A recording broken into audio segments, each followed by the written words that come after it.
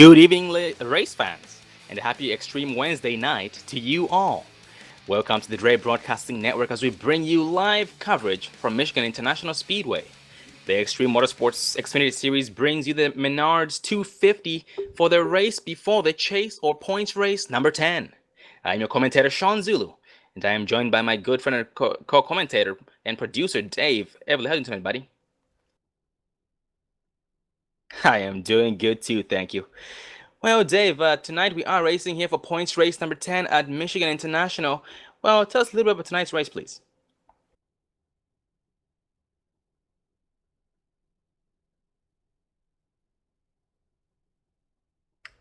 Well, we do have these guys. They have a track temp of 83 degrees Fahrenheit. This 76 degree Fahrenheit air temperature and winds coming from the north at 10 miles an hour. And as usual, they do have a 65% fuel limit. That is 65%. So they will have to pit at least once in order to be able to make it all the way. And it is a 90 lap race, so they do have a long way to go. A lot of things need to be done, and anything can happen. It can go from good to bad, from bad to good. But patience does pay in the long run. And as usually, these guys are racing to lock themselves into the chase, because tonight is points race number 10, which is the final opportunity for them to try and get themselves locked into the chase before it begins next week at Talladega.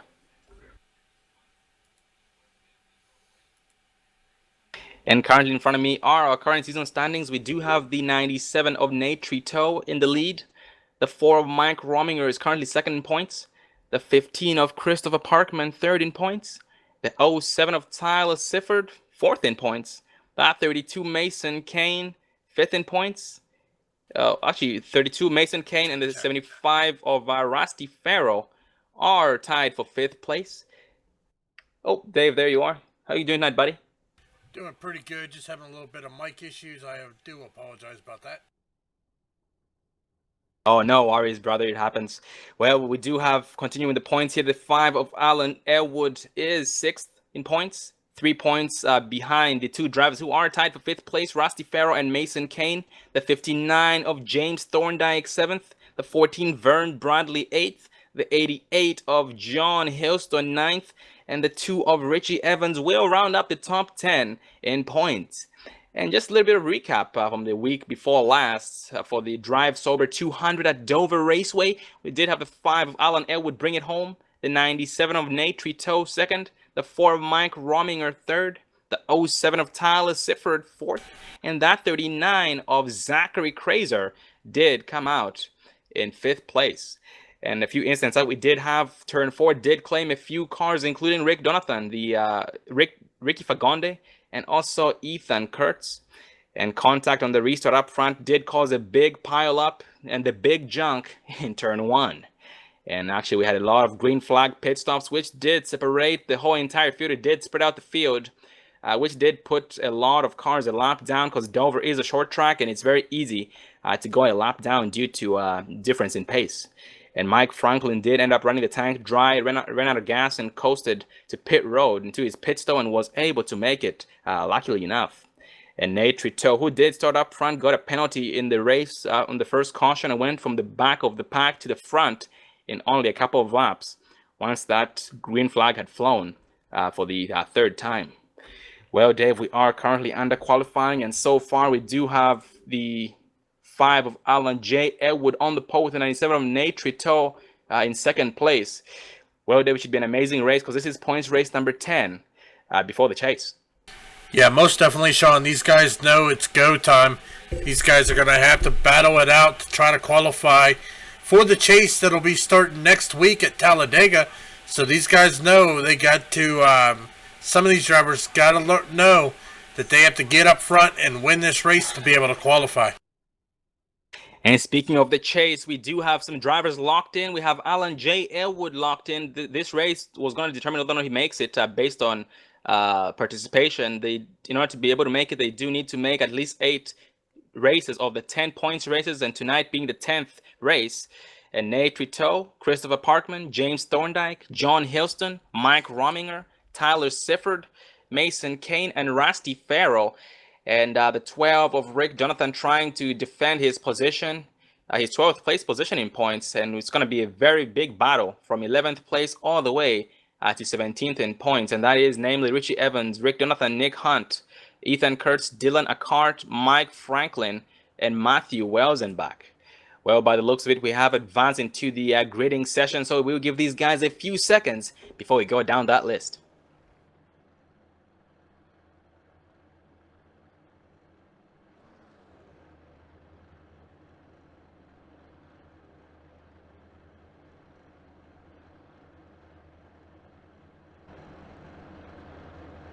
Well, ladies and gentlemen, we do have that 5 of Alan J. Elwood once again on the pole. Starting to his right, 97 of Nate Trito, our current season standings leader. The 88 of John Hillstone starting in 3rd place. 2nd place on the bottom lane. The 14 of Vern Bradley starting 4th. 2nd place on the outside. The 131 of Richard Holland starting in 5th place. And that will run up the top 5. We do have the 42 of Jeffrey Creek starting 6th.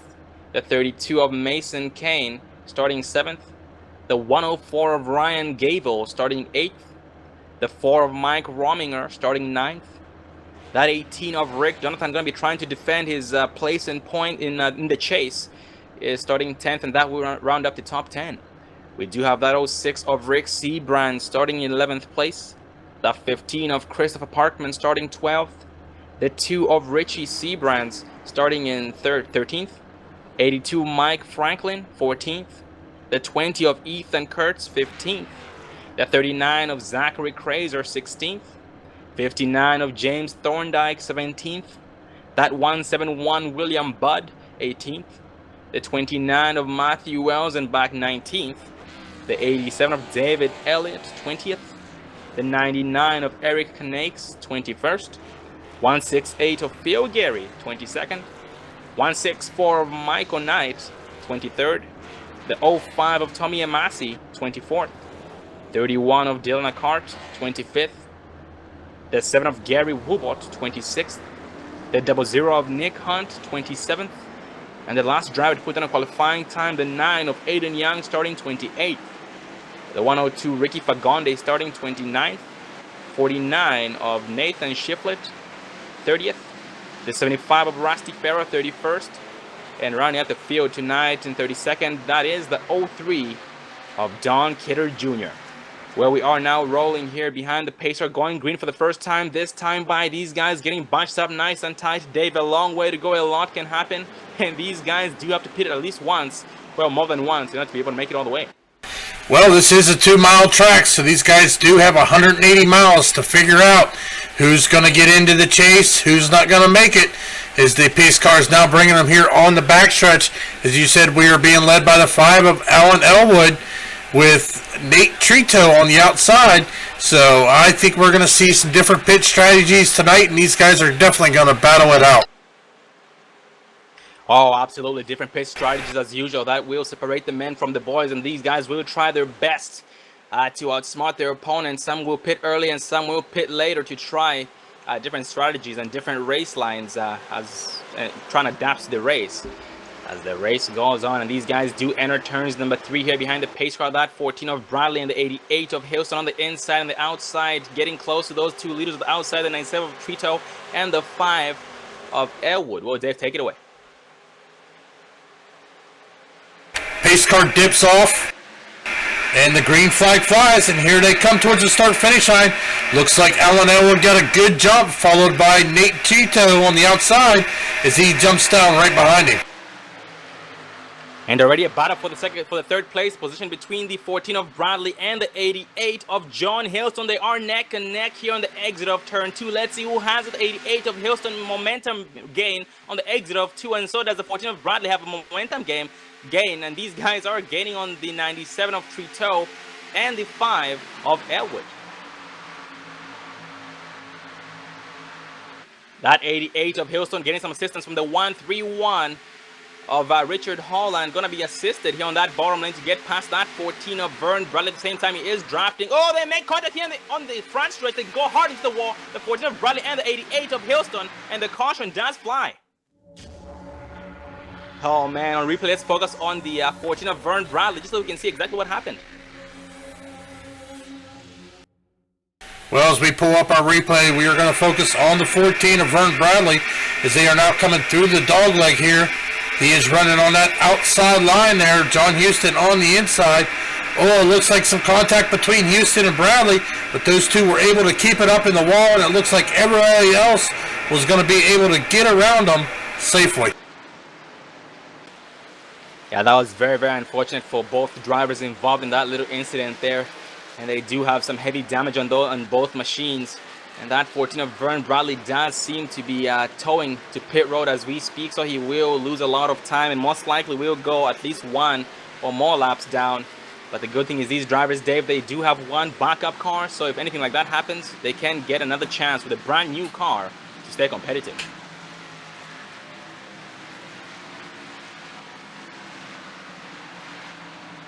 And going back up front, we are still being led by the 5 of Alan J. Elwood, who does catch up to the pace car this time on the backstretch on the entrance to turn number 3.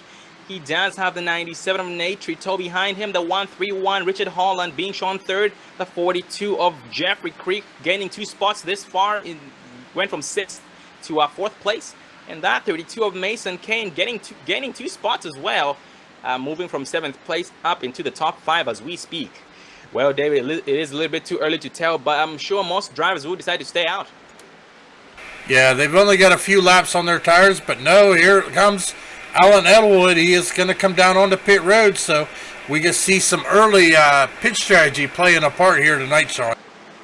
Oh, absolutely. And the 97 Nate Trito, who was in 2nd place, did decide to stay out. And that will give us a new race leader. That 97 Nate Trito with the 32 of Mason Kane behind him in 2nd place, getting bumped up from 7th place into 2nd place on lap number 4. And he's gained 5 spots this far. Very, very impressive. But David, still is a long way to go. A lot can happen. Things can go from good to bad. And these guys do keep that in mind. Yeah, most definitely. It's still early in the race, so we still have 87 laps to go. So it could definitely going to play a key role here tonight. So it'll be interesting to see how this is going to play out.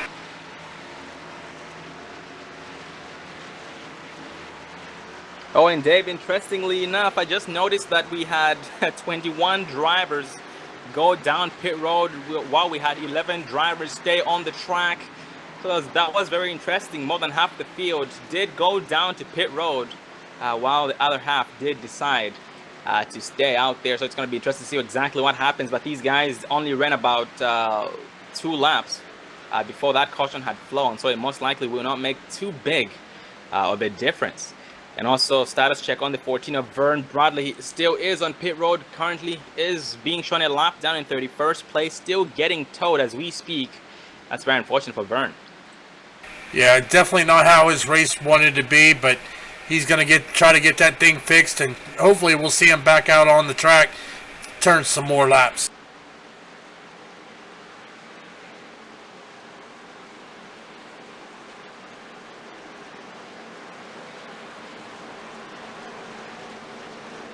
And once again, going over the chase, I did really rush through it. We do have Alan J. Elwood. This race did determine whether or not he was going to make it, which he's now successfully locked into it.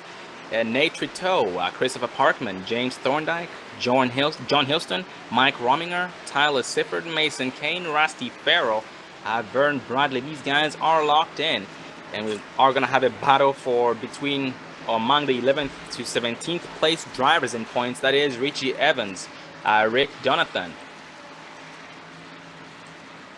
Oh, sorry about that. That's Richie Evans, Rick Donathan, Nick Hunt, Ethan Kurtz, Dylan Acart, Mike Franklin, and Matthew Welsenbach. So these guys will be putting those hammers down to the floor. And I got a chance to speak with the 18 of Rick Donathan, and just told me how his goal was to try and defend that 12th place position, try and defend his position in the chase, just so he can be able to compete in it.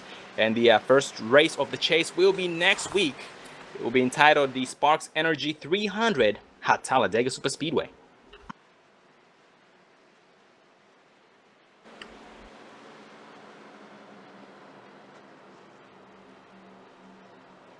And Dave, I'm currently scanning the field, and so far we have a big mover. The 49 of Nathan Shiflett going from 30th place all the way up into 8th place here on lap number 5. He is currently being shown behind the 99 of Eric Canakes and ahead of the 5 of Elwood.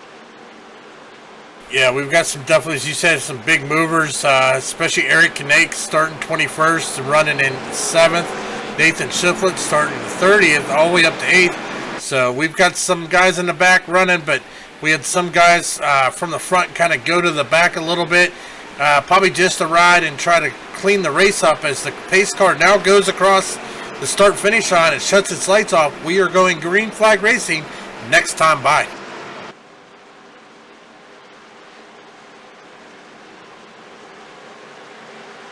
And this lineup is different from the last one we had. We do have that 97 Nate Trito leading the bottom lane. The 104 of Ryan Gable going to be starting in third place. Second place on the bottom lane behind him. We have the 32 of Mason Kane leading the outside with the help of the 06 of Rick Seabrand. And I actually mentioned earlier that the pit window or the fuel limit is 65%. So I believe that gives us a pit window of 20, in between 20 to 25 laps. So it's going to be interesting to see when that pit window does strike. But that pit window usually does come up with different strategies for these guys. We are going to see some drivers take 2 tires. We are going to see some drivers take 4 tires, and some drivers might not even take tires at all. But it all just comes down to their preference in driving styles. Yeah, most definitely. So it'll be interesting to see, especially on this restart, what Nate Trito is going to do, how he's going to handle the restart, as the pace car now brings him out of turn number 4. The pace car goes off. The 97 of Trito puts the hammer to the full 104 of Gable. The 32 of Mason Kane caught sleeping. That 06 of Seabrand to the rescue of that 32 of Mason Kane, trying his best to get up to his back bumper. That 104 of Ryan Gable prepares a slight nose to second place ahead of that 32 of Mason Kane here before the lap was even over. And we have that 82 of Mike Franklin make contact with the 32 of Mason Kane, goes sideways off the track, off the turn number 2. He was able to hang on to it. Holy cow. That was some good driving. He got control of it. He's now getting it back up to speed and getting back on the track here, coming down the backstretch. He did lose a lot of time because of it, but that was definitely a very, very good save on his part. Very nice driving indeed. And right now he is behind the 05 of Tommy Amasi, who is in 29th. So we did have Mike Franklin go from 5th place down to, by looks of it, 30th place here in one lap. Very unfortunate. He does have a lot of work to do to try and catch up to everybody else. But going back up front to the leaders, we have the 104 of Ryan Gable behind that 97 of Nate Trito. And Nate Trito, Dave, has seemed to be increasing that gap in between him and everybody else behind him. Well, he's still early in the run. It looks like our top 4 people have not pitted this pit stop, so it'll be interesting to see how this is going to play on, as it looks like the 32 of Mason Kane is now all over the back bumper of Ryan Gable in second position. And a little further back behind them, they do have the 171 of William Budd catching up to the 5 of Alan J. Elwood, who are catching up to the 32 of Kane and the 104 of Gable. And right now, 32 Mason Kane goes to the inside of the 104 of Gable, going to apply some pressure on the exit of turn 2. But nope, the 104 has greater momentum due to a big slingshot of turn number 2. But that 32 of Kane does still stay to the inside to try and toss it in. Yes, he does occupy that inside lane. They will be side by side. He does seem to be having a greater momentum gain here into the turn and exiting turn number 4. He will make a pass successfully on that 104 of Ryan Gable, and that does give him back that second place position that he lost in the restart. Well, one thing I do know is running that inside lane, it is faster, but it does wear your tires a lot quicker. So it'll be interesting to see who's going to use that inside lane, burn their tires, because in the long run, that will hurt them and push them towards the back. That does explain exactly why these guys, Dave, are running that high sideline. They are going a little bit slow because of it, but they are saving tires at the exact same time. And what I've noticed, Dave, in between turns 1 and 2, I've noticed there's a black line in between the first lane on the bottom, close to that white line. Those drivers do stay above that black line because they do get loose when they go below it, just like we had seen that 82 of Mike. Well, as we are still watching the 32 of Mason Kane, he has tracked down our race leader, the 97 of Nate Trito. He is wanting that win. He is wanting to get around him. He is all over that back bumper, is looking back through the rest of the field. It looks like the rest of everybody there is now back to single file racing. And speaking of Mason Kane is very loose. He goes sideways on the entrance to turn 3, and he will go into the grass. Will he save it? Yes, he will. Oh, he goes sideways once again. Oh man, he wheels into the grass. He He will lose a lot of speed, a lot of position because of it, but he's still able to hang on to it. It's still stable. He gets back onto the track, and no harm was done. Well, he was doing what we call dirt tracking around that turn. He was fighting it, getting it sideways, almost saved it, came back around, but he was able to keep it off the wall, keep his car clean. So now, even though he has fell way back in the field, he has still got a clean car, so he can try to make moves to get back up to the front. Oh, absolutely, Dave. Nicely said. There is still hope, and right now he is being challenged by the 14 of Vern Bradley. That is for the 30th place position by the looks of it. And ahead of them, they have a 75 of Rusty Farrow, who is following the 31 of Dylan Hart, who in line, in turn, is following the 168 of Phil Gary. And ahead of them, they do have a side-by-side battle between the 87 of David Elliott and the 9 of Aiden Young.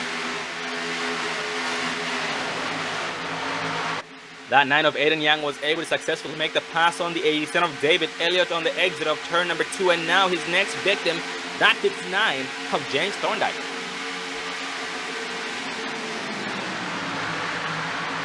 Well, it's good to see the 14 of Vern Bradley, maybe 2 laps down, but he was able to get that car repaired and get back out on the track.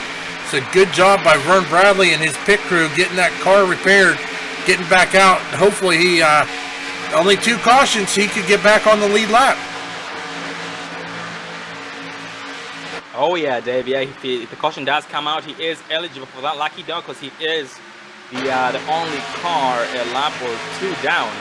So that is a very, very good benefit on his part. And Dave, focusing on that 4 of Mike Rominger, he is applying pressure to the 131 of Richard Holland, who are side by side through turns number 3 and 4. That 4 of Rominger is going to propel past the 131 of Holland on the outside. Nope, they still stay neck and neck, but that 4 of Rominger just might clear him before turn 1.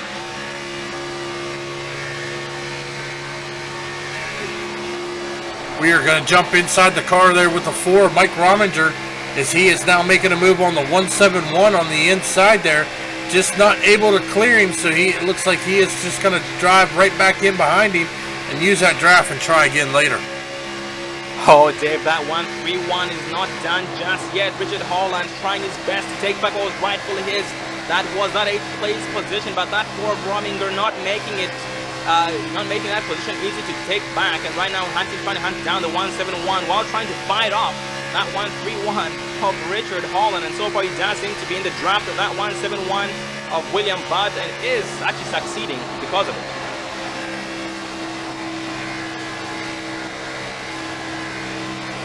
171 William Budd does drift way high on the exit to turn number 2, opens the gap on the door for the 4 of Mike Rominger to take it away, and he will gladly take it and occupy his inside while pulling the 131 of Richard Holland.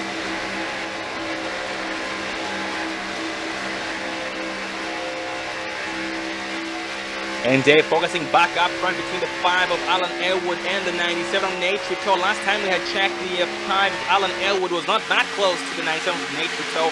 But ever since then, he has gained a lot of time. He's all over the 97 of Nate Trudeau, trying his best. No, at the moment, it doesn't seem as though he's fighting for the lead. He just seems to be pushing the 97 of Trudeau, most likely trying his best to... oh, nope, he is fighting him. He looks like he's inside on the backstretch. So he's side by side. Nate Trudeau stays high to try his best to... oh. Yeah, the 5 of Alan Elwood does clear him into turns number 3, and the 97 Trudeau does back it down to let him go. Well, Dave, maybe he burned up his stuff already. That's definitely a possibility, as he's getting close to 20 laps already. As it looks like Alan Elwood there did pit that last caution, so he's on a little fresher tires, as he is able to clear him and pull out to about 0.2 of a second lead over him. And also the 104 of Ryan Gable. Dave has caught up to the 97 of Nate Trudeau as a result and is in his draft. He most likely will set him up like the 5 of Elwood set up the 97 of Trudeau for that first place position. That 104 of Ryan Gable is in the move so far. He is pulling the 42 of Jeffrey Creek, who is very, very hungry as we speak.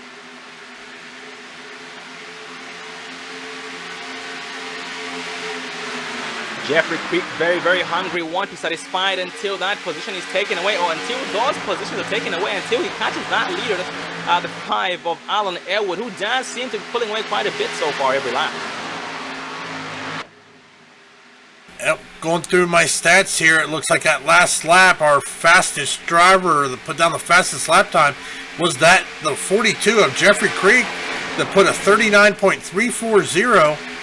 So he is definitely on a move and hungry for a win here at Michigan. And speaking of Jeffrey Creek, Dave is on the inside of the 104. Ryan Gable battling for that third place position. Let's see who has it. It's a drag race, start-finish line. Hope it still did give it to the 104 Ryan Gable by nose here, but entering turn number 1, he does lead a big nose over the 104 of Gable, but the 104 of Gable does come up with a bigger on the outside, but the 42 of Creek ends up getting more momentum on the exit of turn 2, and he almost clears him.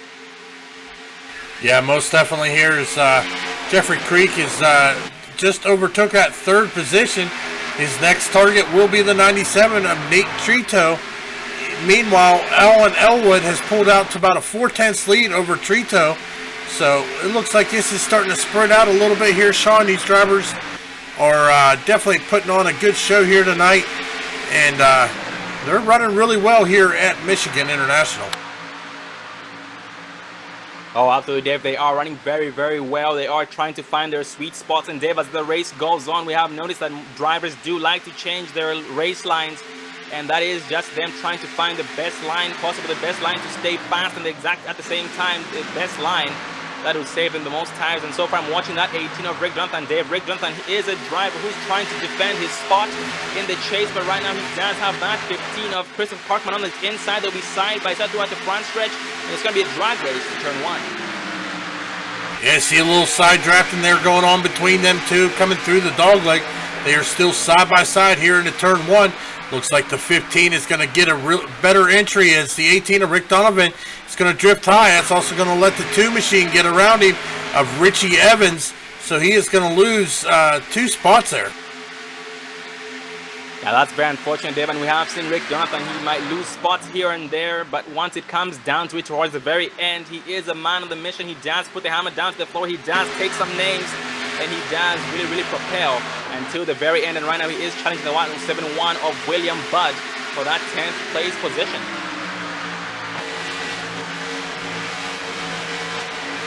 And William Budd was given that 10th place position, and that 18 of Jonathan still stays in the 11th place, and he goes a little bit below that black line and gets a little bit loose, but is still able to maintain his momentum. That 171 of Budd does seem to have the preferred exit to turn number 2 and does propel a slight nose as the result. Well, looking here at the temperature, Sean, the track temperature is only 83 degrees tonight, so there's plenty of grip there, and these drivers are definitely taking advantage of it, as we are now 68 laps to go of 90 laps here at Michigan International. Yeah, Dave, since that track tempo is not too high, yeah, these guys do have a lot of grip. That does give us a lot of competition. And speaking of competition, Dave, we have a lot of side-by-side battles going on right now. Focus on that 87 of David Elliott, who is side-by-side with the 168 of Phil Gary, fighting for the 16th place position. But Phil Gary won't back it down, neither with the 87 of Dave Elliott. And right now, behind them, they do have an engine roaring. It's the 20 of Ethan Kurtz. Well, Dave, let's ride with the 20 of Ethan Kurtz just so we can watch that battle ahead of him.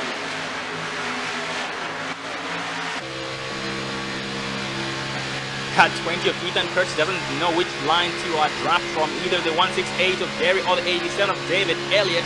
So he does decide to just pretty much ride both lanes. He does have his preferred line to save time. At the same time, he is in the draft of the 168 of Phil Gary, who are still side by side of the 87 of David Elliott. Yeah, there's a real good battle up there in front of him. He's getting to watch it firsthand here as they now go back single file here coming through turns 3 and 4. And that 20 right now has caught up to the 87 of David Elliott, who then drifts on the exit of turn 4. The 20 of Ethan Kurtz does back it down to avoid causing trouble. He backed it down, got a little bit loose because of it. And that does still leave the 87 of David Elliott with a lot more momentum than the 20 of Ethan Kurtz. And as a result, the 168 of Phil Gary did put quite the gap in between them.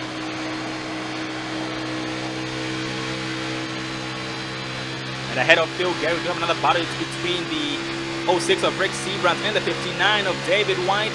That is a battle for the 13th place position, the 12th place position. They are catching up to the 99 of Eric Knex.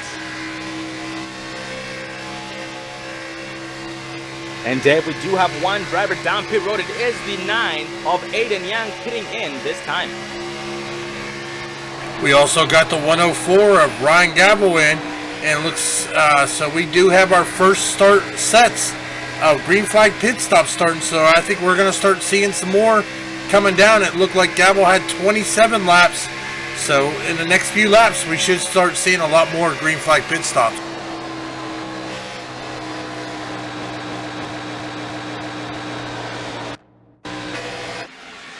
And going back up, we have the 4 of Mike Rominger going down pit road this time by giving up his 3rd place position, and he will be followed. Looks like that was the 2 of Richie Evans, who will follow him down pit road, and that does still keep the leader as the 5 of Jay Elwood with the 42 of Jeffrey Creek behind him.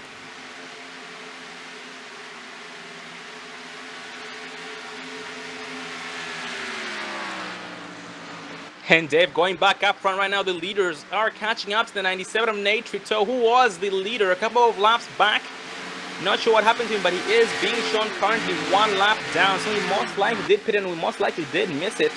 Yes, he did go down pit road, and they are behind him. He went down pit road 3 laps ago. But if that's the case, he does have newer tires, and he's going to be able to keep them behind.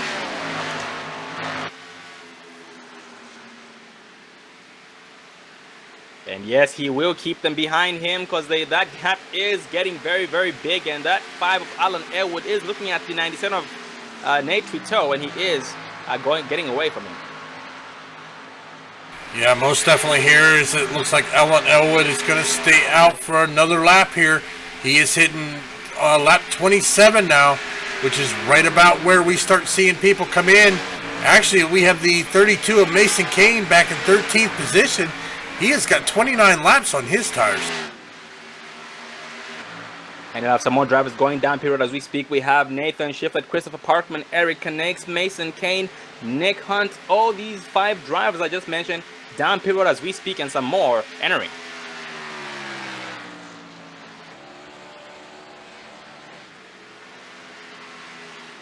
And Dave, as usual, the question does remain, well, when will those leaders pit in? And Dave, most likely, if the 5 of Alan Elwood pits in, almost everybody behind him will follow. Yeah, most definitely is. We've already started seeing different pit strategies playing out. So we are right about 1/3 into this race, lap 30 of 90, 60 laps to go. We've had 2 lead changes and only 1 caution so far tonight.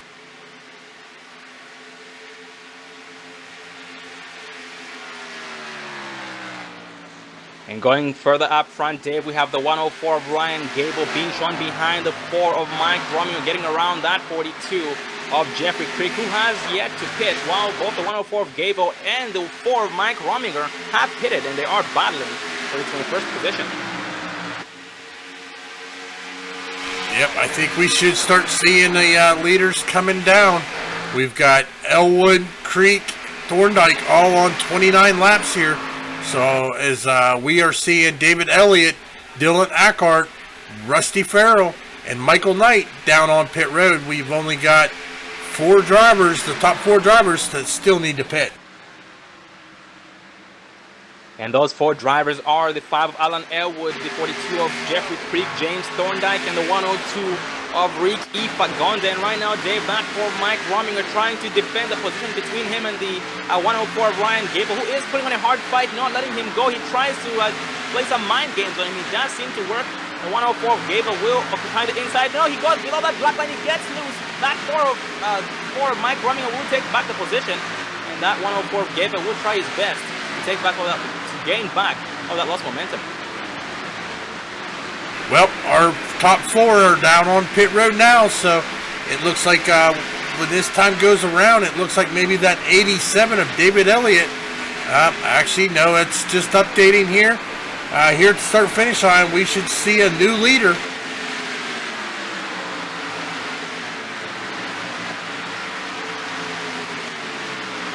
And by the looks of it, the new leader just might be the 05 of Tommy Amasi, who at this point has 28 laps on his tires, though 28 laps from the last time he had last pitted in. He is slowing down here in between turns number 3 and 4, so he just might be pitting in. Well, he is making a move towards that white line. He is going to come down into pit road here as we see him slowing down heavily here, getting down onto pit road. Make sure he does not exceed the 55-mile-an-hour pit road speed. Well, Dave, at this point, everybody has now pitted in, and the leader is being shown as the 97 of Nate Trudeau with the 4 of Mike Rominger in second place, and the caution does fly. Gonna go and take a look at who might have been involved.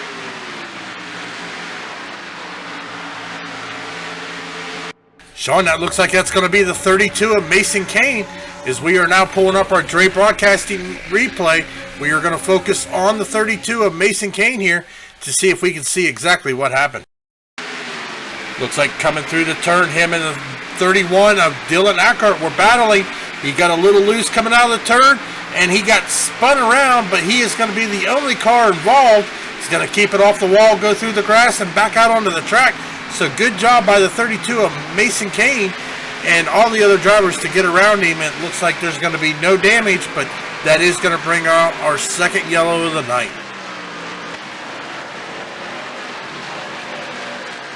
And Dave, some drivers who are happy to see that caution, most likely the 14 of Vern Bradley, who was 2 laps down and is still being shown 2 laps down. 88 John Hilston, the 7 of Gary Woobot, the 82 of Mike Franklin as well. All these 4 drivers will most likely be getting at least 1 lap back this caution. Well, that just depends if the 97 of Nate Trito is going to come down on pit road. As we got the 05 of Tommy Amassi right behind him. He is going to be the first one a lap down, so he is going to get that lucky dog. The other thing is if all the leaders come in, that's going to give everybody a chance behind him to either get back on the lead lap or at least gain 1 lap as the 97 of Nate Trito brings the leaders down on the pit road. Yep, he does bring everybody down pit road, but right now it does seem as though Alan Elwood does decide to stay out. And we do have the driver getting the lucky dog. That will be the 82 of Mike Franklin back on the lead lap on lap 35.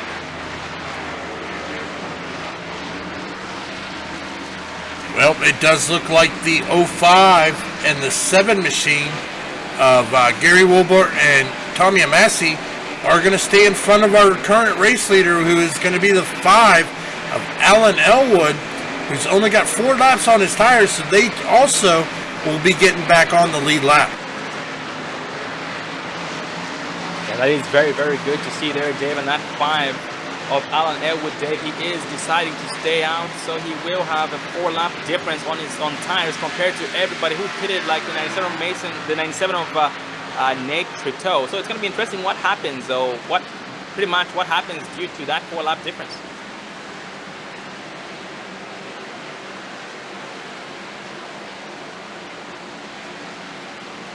And further back in the pack, we do have the 31 of Dylan Eckhart moving from 25th place into 12th place as we speak. And right now he is clutching that sucker in, saving gas. Well, as we are getting close to the halfway, we got about 10 laps before we hit the halfway mark. These drivers know that time is running out. Taking a look down my stats here, it looks like so far the 32 of Mason Kane has put down the fastest lap with a 38.597 here at Michigan International. Oh, Dave, we talked about how the 05 Tommy Amassi instead of Gary Woobot were going to get a lap back and back on the lead lap if they sit the way behind the pace car, but the 7 of Woobot does decide to go down pit road, and that does void his chances of getting that lap back, so he will stay a lap down here on lap number 35.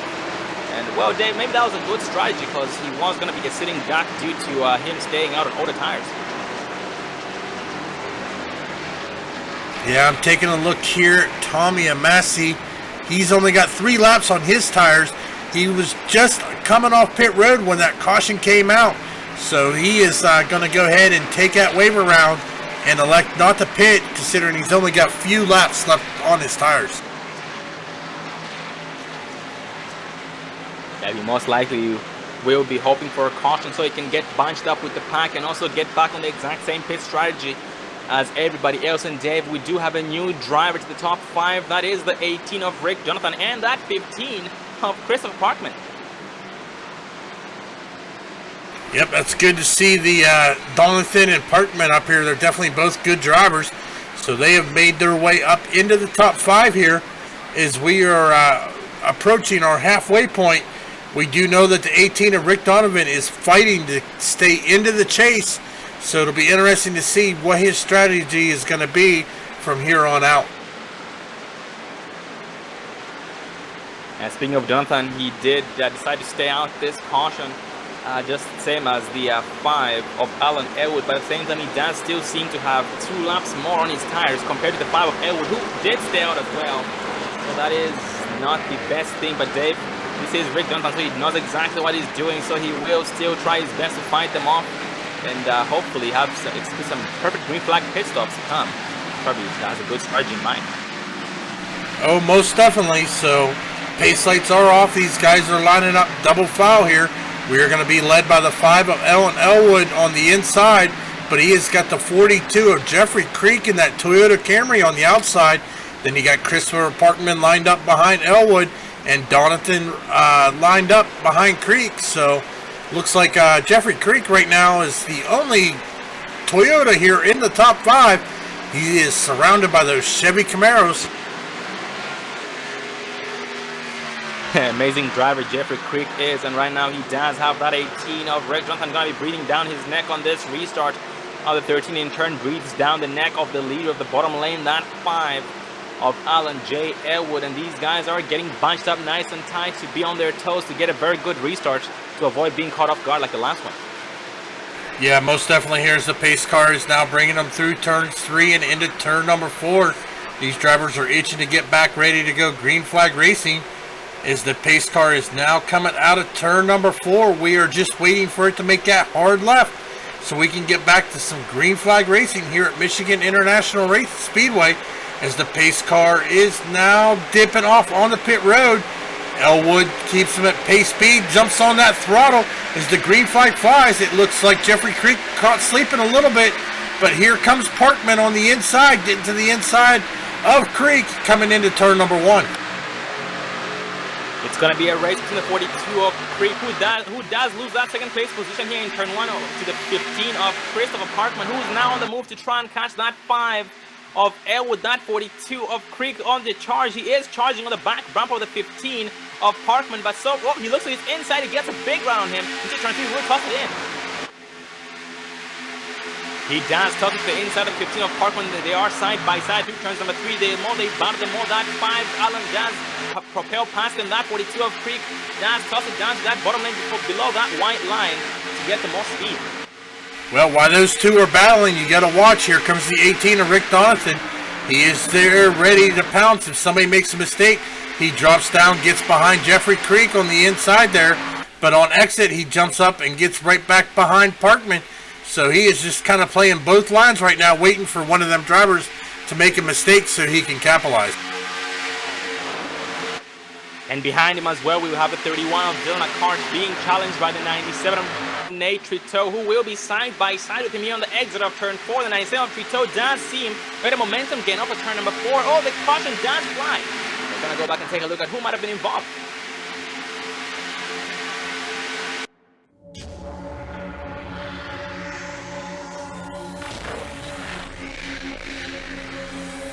Oh, looks like it happened on the exit of turn number 4. It did involve the 9 of Aiden Young, the 20 of Ethan Kurtz, and the 99 of Kanakes. Let's focus on the 9 of Aiden Young on replay.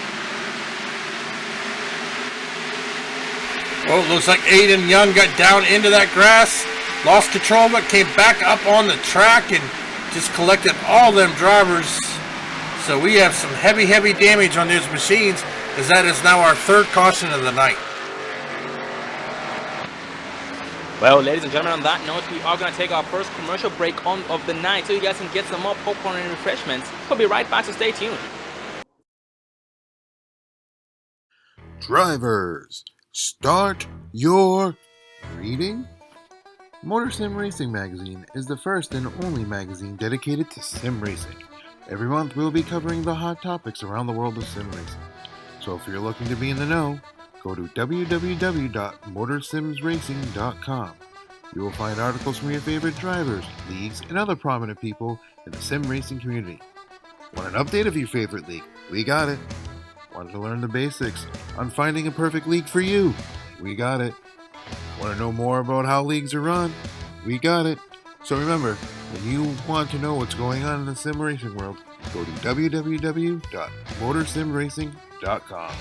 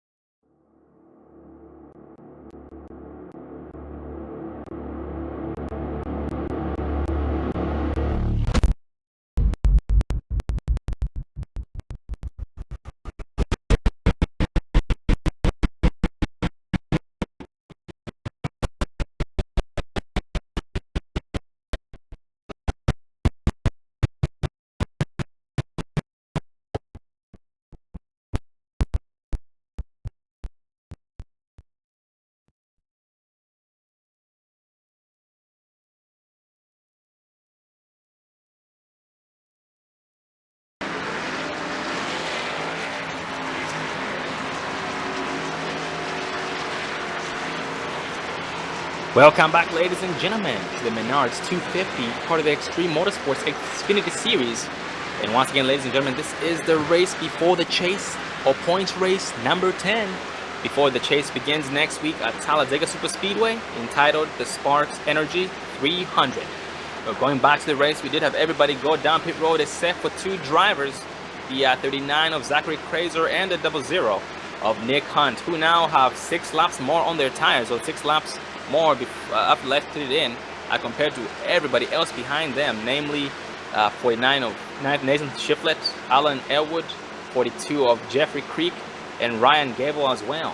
And Dave, I'm looking at the points right now, and I just noticed that the 18 of Rick Jonathan and the 00 of Nick Hunt were both tied for the 12th place position in points, but they were the only reason that Rick was locked in to begin with and not Nick was because they were separated by 10 top 10 finishes. 18 of Jonathan did have more top 10 finishes, which did give him the upper edge. And so right now, the 18 of Jonathan's biggest opponent to the or biggest threat to his chase position is the 00 of Nick Hunt, and everybody else behind him. It's going to be very, very interesting to see what happens when this race ends. We are now back to 1-2 green, being led by the 39 of Zachary Kraser with the 00 of Nick Hunt on his outside. We have the 49 of Nathan Shiflett starting in 3rd place behind the 39 of Kraser, with the 5 of Elwood behind the 00 of Hunt. Yeah, these drivers know it's almost to the halfway point here. As these drivers know it's time to start moving, start getting up front. As you said, Rick Donovan, his biggest competition right now is that 00 Nick Hunt. If this race was to end right now, Nick Hunt would be in, Rick Donovan would be out. So it'll be interesting to see how this is going to play out. And speaking of Rick Jonathan, he is being shown in currently 9th place behind the 15 of Christopher Parkman, and side by side at the 171 of William Budd. And every single driver this far has pitted in, so it's going to be a very, very stiff battle. Oh, looks like some contact was made up front between the 39 of Kraser and the 00 of Nick Hunt, but no harm done. Yeah, most definitely. It's now the pace car brings them out of turn number 4. Pace car is off. It looks like we are still here. Here they come. Zachary Crazer comes off of the throttle and takes that lap error as he is pulled out and brought along. It looks like the I can't see the car number on that one, but it looks like the 49 there of Nathan Shiflett is moved up into second place. But here comes Alan Elwood and taking the third position.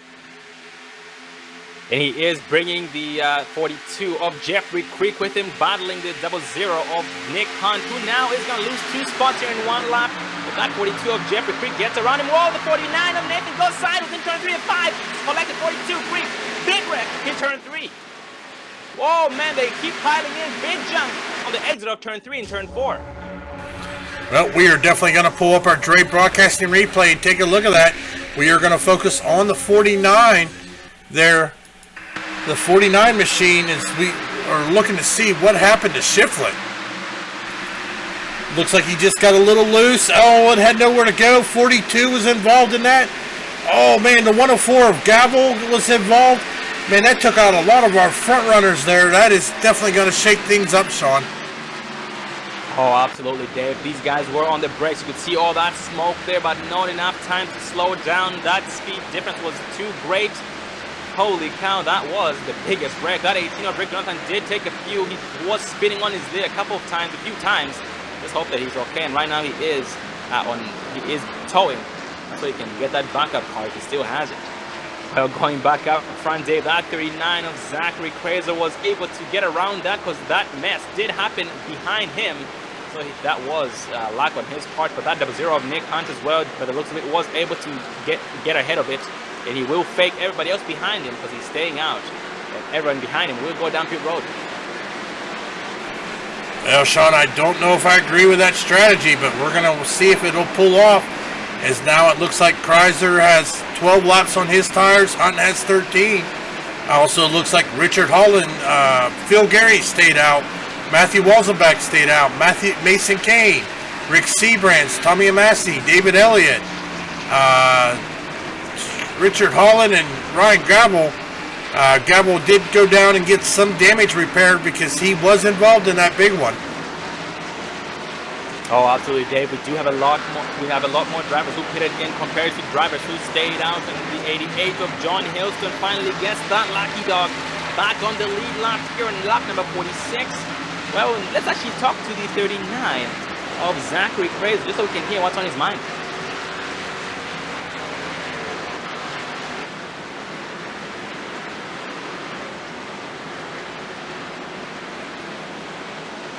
Well, ladies and gentlemen, we do have the 39 of Zachary Crazer, our current race leader, up here with us. Gonna come up there, Zach. Hey, how's it going? Good, how are you, buddy? I'm doing all right. It looks good out here in front. Yeah, oh, I bet, Zach. That mess just happened behind the big pile up, the big junk in turns number 3 and 4. You were lucky enough to stay ahead of it, which was a very, very good thing. You started in 16th place tonight, put on a very, very good show. You did keep a low profile throughout the entire race until now, and you did take over the race lead. Well, Zach, tell us how everything's going so far, buddy. It's going smoothly. Everything's going to plan so far. I'm trying to just do whatever the opposite of the leaders were doing up to this point, and I need to win the race to get into the chase, so I figured do the opposite of everyone else is doing and give it one last shot. Oh, 10-4, Zach. That is a very, very good strategy by the sounds of it. And we do wish you the best of luck. We do hope that it pays out. And Zach, the track temp tonight is 83 degrees Fahrenheit. How's it feeling out there? Because you guys do seem to be having a lot of grip out there. It's a little bit trickier than what it probably seems. After a few laps, it definitely gets a little bit loose, and you got to definitely hold on to it after the corners. So it's kind of a fine little narrow line. You got to stay a couple lanes up so you don't lose it. But overall, I think it's smooth, perfect sailing moving forward. Oh, 10-4, Zach. And Zach, what's the pit window looking like? Have you noticed? Have you observed it? It's looking probably about, every 25 laps or so, but these cautions are definitely helping out. So I know me personally, I'll probably pit probably at least one more time, maybe two, depending on how the cautions fall. Oh, 10-4, Zach. And Zach, looking at your stats here, you do have 1 top 5 and 2 top 10s. Very, very impressive on your part. And just like you pointed out tonight, you are racing to try and lock yourself into, or to try and secure a spot into the chase that starts next week, with the first race being at Talladega. So Zach, you are now getting back to 1 to green here shortly, so we'll let you get back to the driver's seat. Wish you luck and make us proud, buddy. All right, 10-4. Thank you.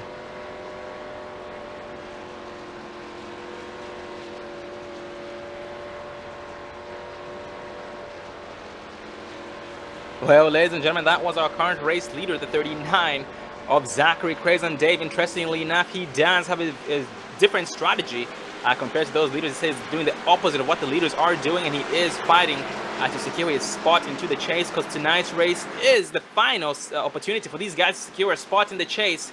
And so far, he is doing exactly that, trying his best to bring it home, and it will be starting on the outside while letting the 168 of Phil Gary on his inside here with 1 to go.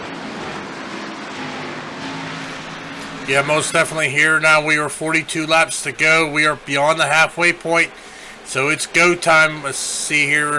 Rick Donington is 1 lap down, but he is the first car lap down, so next caution, as long as he doesn't get involved, he can get back on the lead lap here. Let's take a look. Nick Hunt running in 18th, so he's got to make up some ground here to try to get up and get past Nick Hunt to make it into the chase. Oh, absolutely, Dave. At this point, yeah, Rick Donington just hoping for the best, trying, hopefully, maybe even hoping for a caution so he can get that lap back, so he can increase his chances of getting ahead of, or staying ahead of that 00 of Nick Hunt to finally secure his spot in the chase. And right now, Dave, these guys are getting bunched up nice and tight now. 32 Mason came back in the top 5. That 29 Matthew was in back, new to the top 5. Behind that, 39 of Zachary Fraser on this restart as they do enter turns number 3 and 4. They have the 06 of Rick Seaver and that 87 of David Elliott on the outside as well. And pace cars off.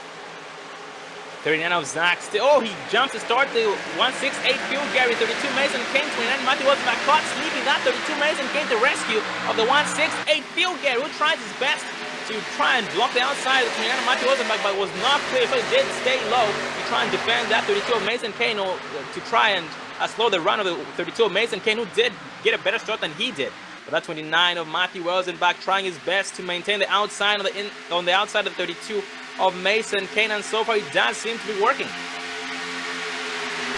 Yeah, Mason Kane there is on a mission. He has moved up into the 3rd position as he has now got his sights set there as he overtook Walzenbach, and he is already trying to make a move for that 2nd position.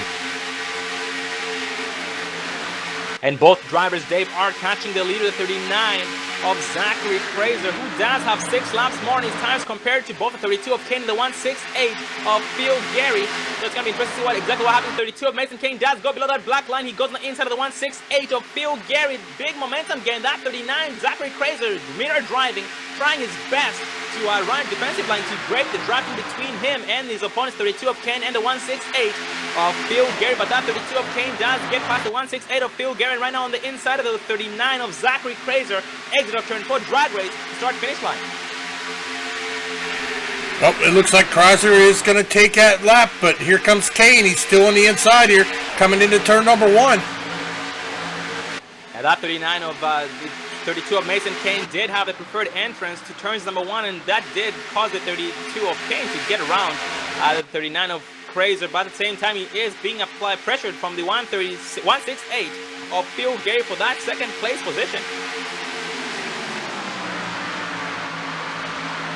And Phil Gary's bringing someone with him, the 29 of Matthew Welsenbach, using his draft. The 168 of Gary goes up to assist 39 of Fraser, but back down to the bottom to the 29 of Welsenbach to try and defend his position to avoid losing a position to the 29 of Welsenbach. Well, they got to be careful because right behind them, here comes the 97 of Nate Trito. He is looking to get back up front here as he is riding right behind the 29 of Matthew Welsenbach. Nate Trito bump drafting that 29 of Welsenbach, side drafting the 39 of Zachary Craze on that outside line. And that 39 of Craze does toss it in harder, but that 97 of Trito does still occupy his inside. They'll be side by side. The 29 of Welsenbach successfully makes the pass on the 39 of Fraser. The 97 of Trito goes down to that bottom lane because it is the shortest way around the track. And they stay side by side with 39 of Fraser and the 29 of Welsenbach. Oh, they make contact! They go sideways up the track in turn 1. Oh, they they both saved it. The 97 of Nate Trito and the 29 of Wells and back. Looks like that was some bad netcode contact on those drivers' parts. That's very unfortunate, Dave. That is unfortunate, but they did get it down below the white line. So the green flag is going to remain out as these drivers are still staying. Green flag racing. That is going to put Mason Kane out front here as he is pulling away from the rest of the field, it looks like. Holy cow, he is pulling away a lot. That 168 of Phil Gary is his next biggest opponent, but so far he does seem to be losing a lot of time to him. And also going for the back, that 39 of Zachary Crazer does have someone breathing down his neck. That 06 of Rick Seabrams. We haven't spoken much of him tonight, but he is an amazing driver as well. And he is pulling the 9 of Aiden Yang with him. Aiden Yang was the driver who was involved in the last incident that we had. That brought out the, I believe, the big junk. But right now, Aiden Yang is back out there with a brand new car and is now fighting, trying to get around the 06 of Seabrands and the 39 of Zachary Crazer.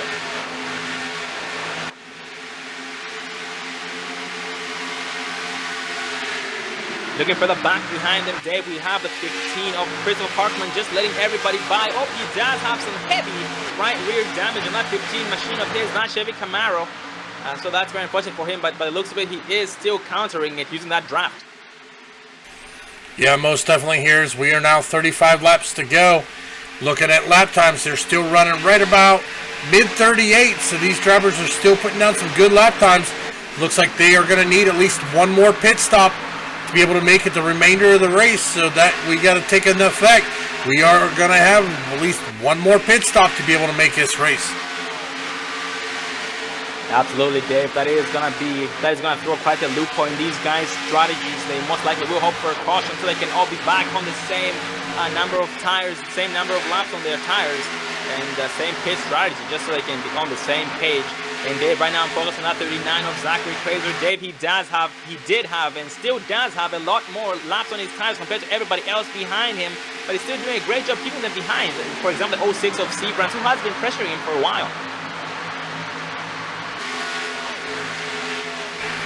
Well, Sean, it looks like the 97 of Nate Trito is down on pit road here.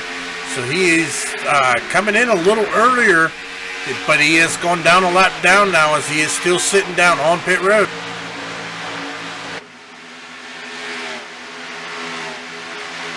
And speaking of Nate Trito, Dave, his engine does not seem to be running. So, yeah, that engine looks like his pit crew is doing some work on that machine. That is very, very unfortunate, Dave, because it does seem to have some damage on the right side of it.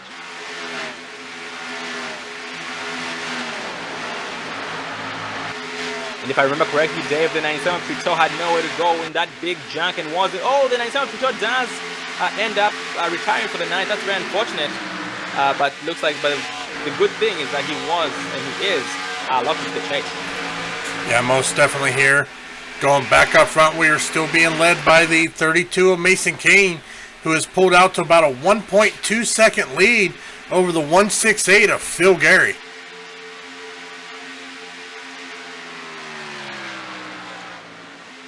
Looking for the back, Dave. That 9 of Aiden Young overtook that 06 of Seabrands, and right now just overtook that 39 of Zachary Crazer, and now goes from 4th place to 3rd place in this lap. And that 39 of Crazer now dropping the 9 of Aiden Young, getting very, very close. He most likely will be battling him to try and take back what rightfully his.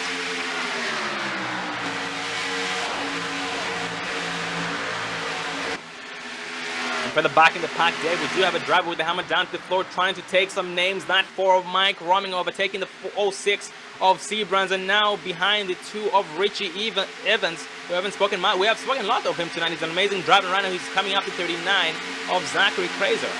Well, Dave, it's been a very, very big disadvantage for 39 of Crazer to have stayed out that long, but he has been doing an amazing job keeping them behind, because he would have been worse at this point. Well, as he said, this is his chance to get locked in, so he is trying every strategy he can think of.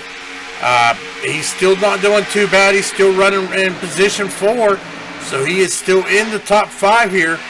But Mason Kane is checking out up front with Phil Gary, so they have got a gap between them and back, so it'll be interesting to see how these last 30 laps is going to play out as we are almost into the pit window, Sean. Almost into the pit window indeed, Dave. These guys most likely getting those calculators out, trying to see whether or not they can short pit or whether or not they can just take as little fuel as possible to try and make it all the way. And Dave, we did have some contact a little while back at 18 of Rick Johnson got into some other driver, but right now he is... Oh, he gets into the 14 of Bernd Bradley, make contact before turn 1. No harm was done. 18 of Johnson still able to maintain all his momentum here, but he does have that 88 of Hilson and the 14 of Bradley back with a big run on the exit of 2.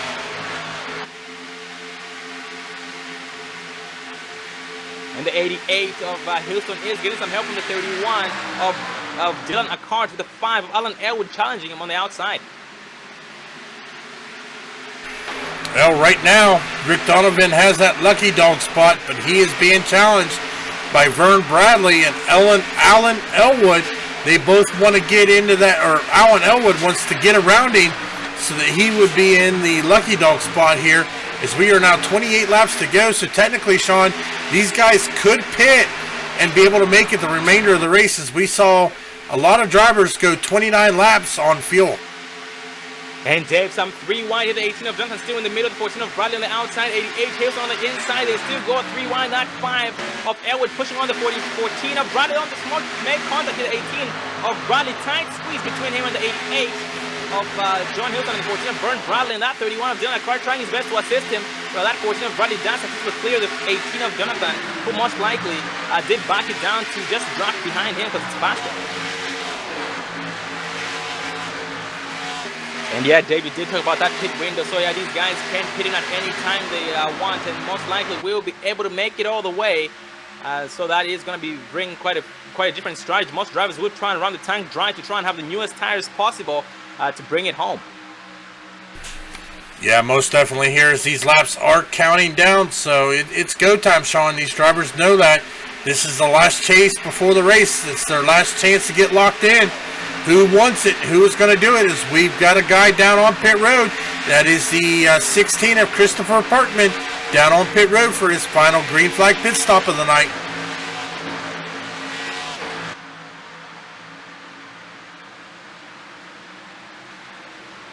And focusing back on the 18 of Jonathan Dave, he just got overtaken by that 5 of Elwood, and he has some help from the 31 of Dylan Akart, but looks to the inside, that 102 of Ricky Ifagone coming out of nowhere, trying to challenge him.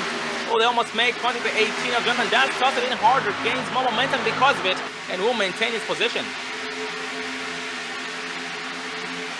We do have one more driver going down pit road, and that is a 39 of Zachary Crazen.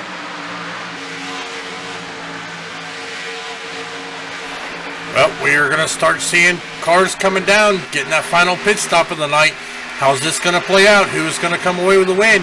When is Mason Kane going to come in? When is Phil Gary, Richie Evans, Mike Rominger, Aiden Young? How is our top 5 going to play this out tonight? And Dave, speaking of Mason Kane, last time we checked, we talked about how he was gaining a lot of time, or actually gapping, increasing the gap in between him and the 168 of Phil Gary for the second place position. But that 168 of Phil Gary, Dave, has narrowed it down, because last time we checked it was over 1 second gap, and now it's less than 0.3 seconds, so he is catching it. Yeah, and they got to watch, because here comes the 2 of Richie Evans. He is closing that gap as well on Phil Gary, so you got to watch. There's guys coming behind them. They're hungry. They want this win. They want to get into the chase, so this is going to be interesting.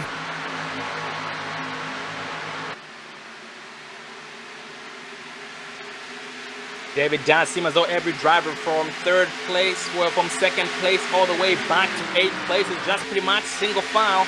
Well, Dave, that does usually mean that these guys are thinking about pit stops. Yeah, they got to be careful. They don't want somebody to get down on the inside, because they need to be down on that inside in order to get down on pit road. Looks like these front 2 guys got 27 laps. Richie Evans and back got 22.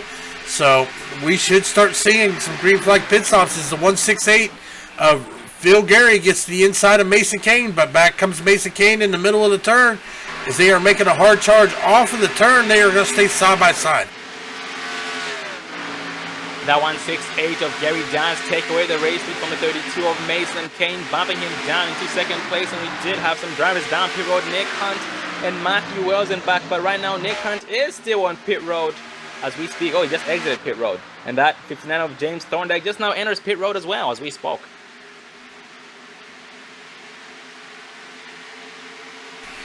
Yep, so the leaders should be coming. I'd probably say within the next 2 laps, we should start seeing the leaders making their way down on pit road as the 32 of Mason Kane is running down that inside line. He is slowing down. Mason Kane is coming down onto pit road.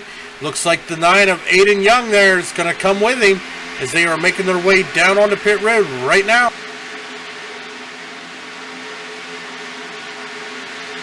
And Deb going back onto the track, the 29 of Welsenbach challenging the 88 of James Hilston. Is that for position? Nope, it is not for position. Matthew Welsenbach is being shown a lap down. He has pitted in. The 88 of Hilston has not yet pitted in. He is being shown on the lead lap in 12th place. He drifts high, goes side. It was on the exit of 2. That 171 of William Budd has not just got to back it down. He had a big run on them both, and I know where to go.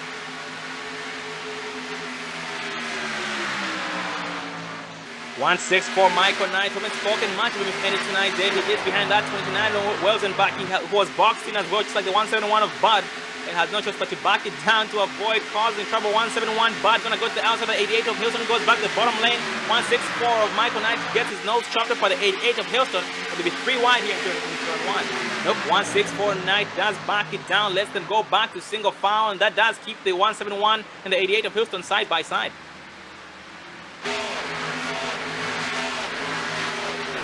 Going back up front, our race leader, Phil Gary, is down on pit road. Richie Evans, Mike Rominger, David Elliott, Richard Holland, Gary Wolbert, Rick Donathan are all down on pit road. So looks like we are just waiting on the top 9 to figure out when they're going to come down on the pit road. And with that said, Dave, that did give us a new race. Leader 42 of Jeffrey Creek, who's now on pit road. So that is another lead change, the 82 of Mike Franklin, the race with 75 of Rusty Farrell being shown in second place. 3 wide on the backstretch as these guys try and get around lap traffic. Whoa, Dave, the big jump here in 2 turns. Number 3, here we have the 168 of Phil Gary, but behind him we do have a lot of drivers, a cluster of cars trying to get past.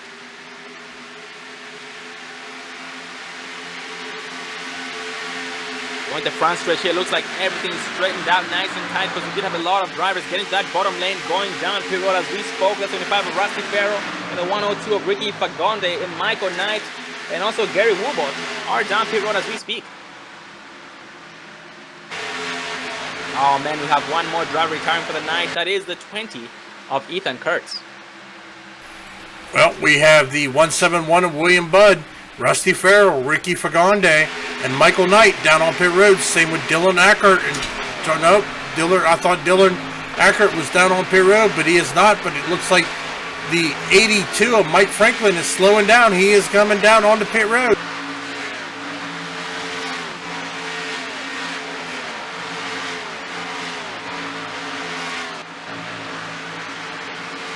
And that does give us a new lead change, a new leader there, Dave. That 31 of Dylan Ackert gonna lead here on lap number 74. And he does have the 88 of John Hilston, 1.5 seconds behind him, being shown in second place. Yep, these are the last 2 drivers that need to pit. Ackert and Houston are the last 2 that need to pit. And then we are going to be cycled through our last round of green flag pit stops. So we'll have to see who's going to come out in the lead after that. And David, status check on the 39 of Zachary Fraser. He is currently being shown in 8th place right now, trying to hold off the 06 of Seabrands and the 104 of Ryan Gaber, who are side by side in turn 1. But that 39 of Fraser has pitted in, so he does have new tires. But that 06 of Seabrands applying pressure, trying to take away that 8th place position.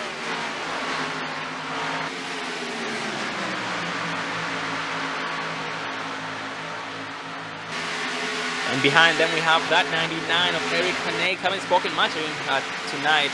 He is behind that 4 of Mike Rominger, who just got around him this lap.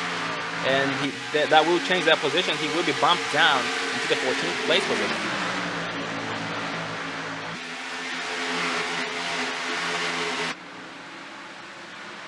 Oh, we have our last driver needing to pit in. That was the 88 of John Hilston, having 28 laps on his tires. And he is pitting in as we speak. So now, Dave, every single driver at this point has pitted in.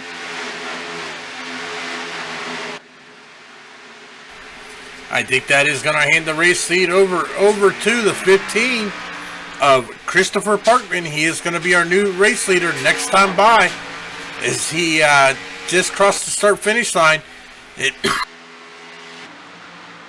Yep, he will be our new race leader here, but right now, oh, he's off of turn number 2. He did get a little bit loose there. It is a Sunday drive. He does not seem to be having any pressure for a while.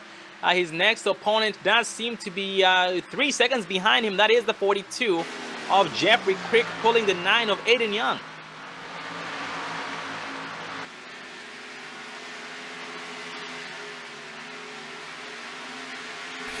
Well, Sean, we are down to the nitty-gritty. 15 laps to go, so actually 14 laps now, as Christopher Parkman is going to be our new race leader here on lap 76 of 90.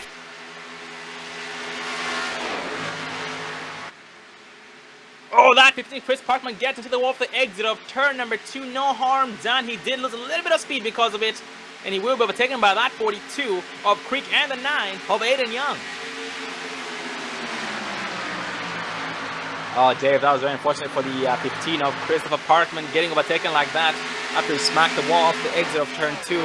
And right now, that 42 of Crick does seem to be trying his best and doing his best to keep the 9 of Aiden Young behind him. But Aiden Young as well is still being kept in the draft, or kept in the range due to that draft.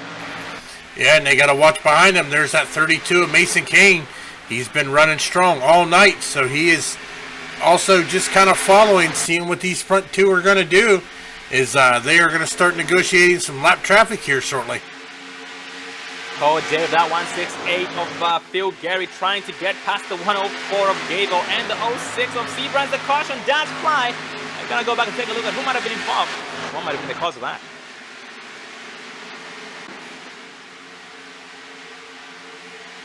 Oh, looks like the 5 Alan Elwood was involved in that. And also the 88 of John Hillston. Let's focus on the 5 of Elwood on replay.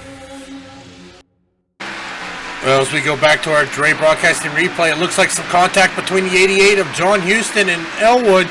Elwood gets spun around, keeps it off the wall, but that is going to bring out our 5th caution of the night. Yeah, very unfortunate for both drivers involved in that, but the good thing was both drivers did get out of that unharmed. So that 5 of Elwood was one who got the worst deal out of that, and the worst he got was just making a 360 and no contact made with anything, so that was very, very good. And there, this caution does give all these guys a chance to pit in for the final time so they can all have newer tires, and that does mean more competition or more racing.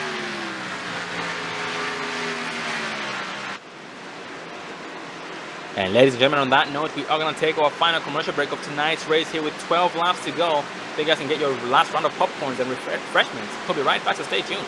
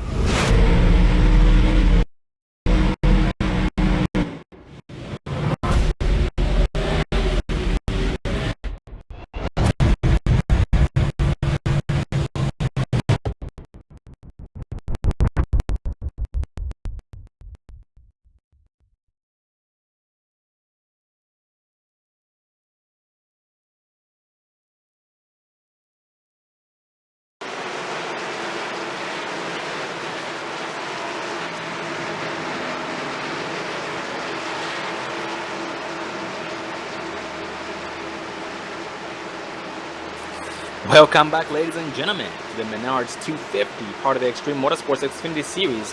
The race before the chase, or points race number 10. Final opportunity for these guys to get locked into the chase. And so far, going back to the race, we had every single driver go down pit road, get a full set, 4 tires. So these guys can put those hammers down to the floor and take some names by the end of this thing. But we did have some drivers stay out. Phil Gary did stay out. 39 of Zachary Kraser stayed out. We had Tommy Amasi stay out.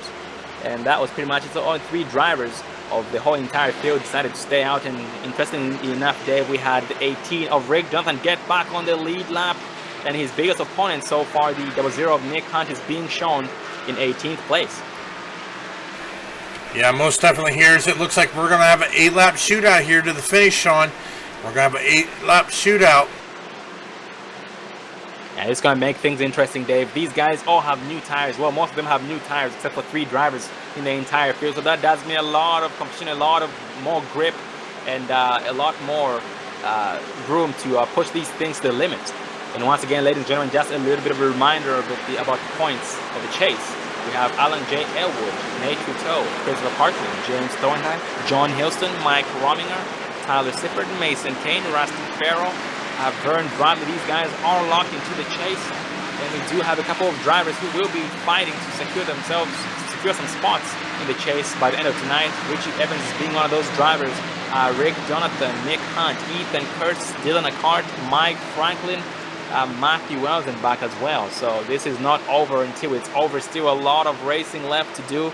Just like you pointed out, we are going to have 8 laps to go once we go green. As right now, we are now back to 1 to green, being led by the 168 of Phil Gary with the 39 of Krez on the outside, 82 of Mike Franklin, second place on the bottom lane, and that 05 Tommy Amasi, second place on the outside line behind the 39 of Kraser. Well, Sean, I'm getting excited. This is going to be fun. Pace car bringing them into 3. We're getting ready to go for an 8-lap shootout here at Michigan International Speedway. Can't wait to see what's going to happen. Oh, Dave, I am so pumped right now. And yeah, just a little bit of an observation right now. The top 4 drivers, Phil Gary, Zachary Kraser, Mike Franklin, and Tommy Amasi, sorry. These 4 drivers do have the most laps on their tires compared to the whole entire field. And we are going green this time by here with 8 laps to go. So let's get her done. As they do exit turn 4, Dave, do the honors. Pace car dips in. We are waiting on Phil Gary. Phil Gary gets hard on that throttle, gets a good run. Zachary Kraser saw it coming, but they got to be careful. Here comes the 82 of Mike Franklin. It looks like they're trying to get single file here coming into turn number 1. The battle behind Mike Franklin between the 104 of Gable and the 05 of Tommy Amasi, who drifts way wide and loses that spot to the 104 of Gable, who goes down to that bottom lane to try and gain a better edge over the 82 of Mike Franklin. That did pull him even closer, as right now Franklin is battling that 39 of Zachary Kraser, and the caution does fly. Looks like we did have some contact in the back. That was a wreck on the back, so it's going to go back and take a look at who might have been involved. Oh, that 42 Jeffrey Creek sideways off of turn number 2. Looks like it did involve him and the 05 of Tommy Amasi. Let's focus on the 42 of Creek on replay. Well, as we focus on the 42 of Creek, it looks like the car came down and got him right in the door, got him spun out. Unfortunately, good thing is he's going to keep it off the wall with only minor damage, but unfortunately he is going to lose a lot of spots. Oh man, that is very, very unfortunate, Dave. And the good thing is we are still going to be going green. We just might have a 2 to 3 lap shootout here, so it still will keep things interesting.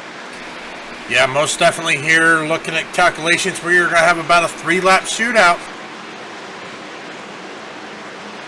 Oh, Dave, I have a feeling we are going to see a lot of steering wheels by the end of tonight's race, buddy. Well, it's at the point you either bring your car home or you bring the steering wheel, one or the other. And ladies and gentlemen, while we're at it, we are going to interview one of the drivers. Let's focus on the 102 of Rick E. Fagandi.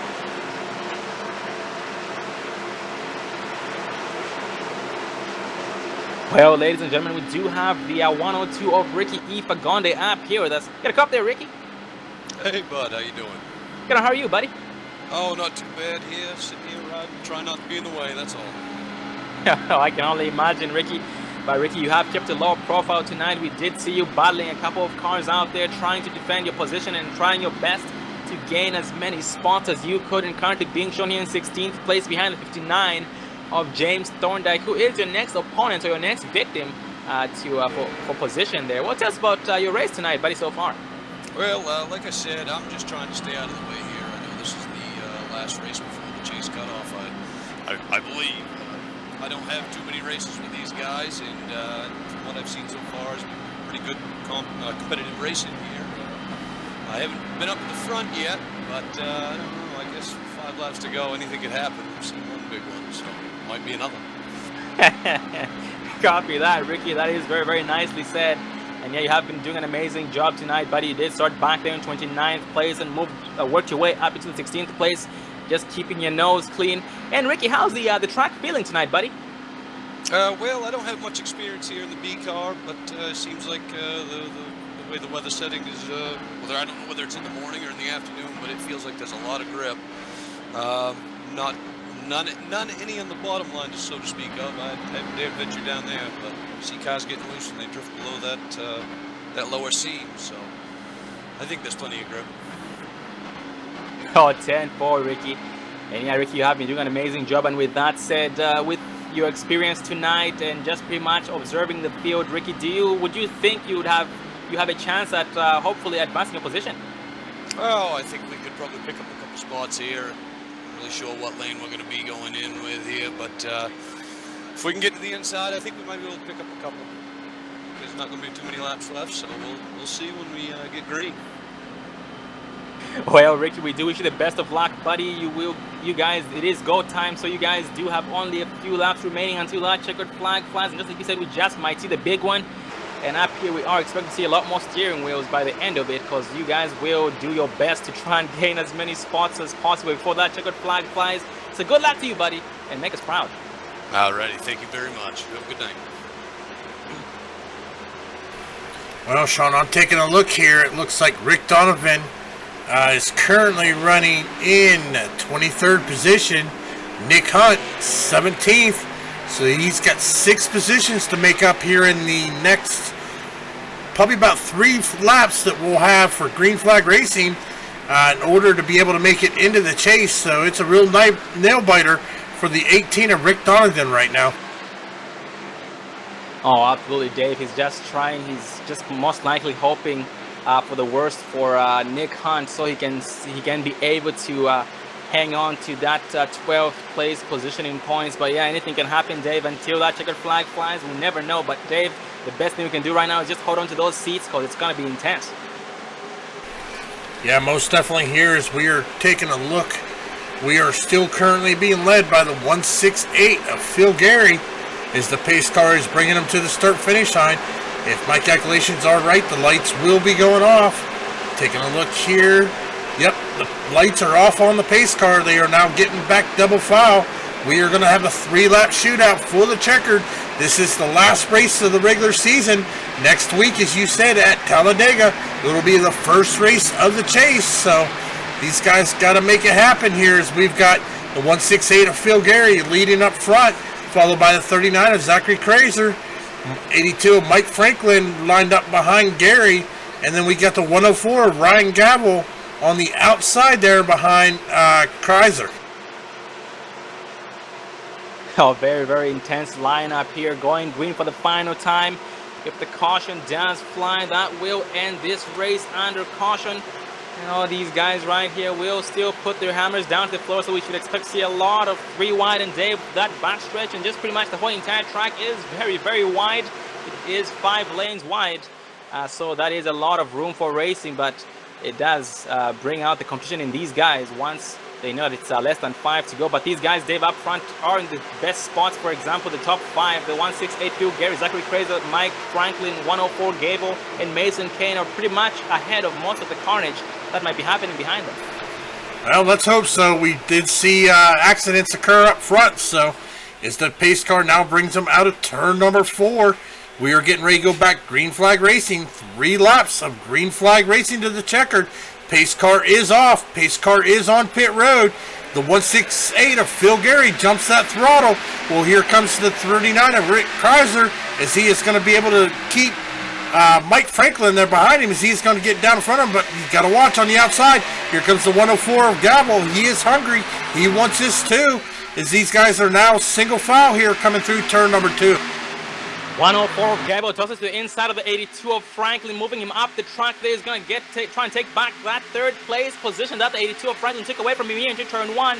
And they are both dropping that 39 of Zachary Fraser, who is catching that 168 of Phil Gary. 104 Gabble tosses the inside line of that 39 of Fraser, and the caution does fly. It goes sideways, but let's see what might have been the cause of that caution. That most likely, and will end tonight's race.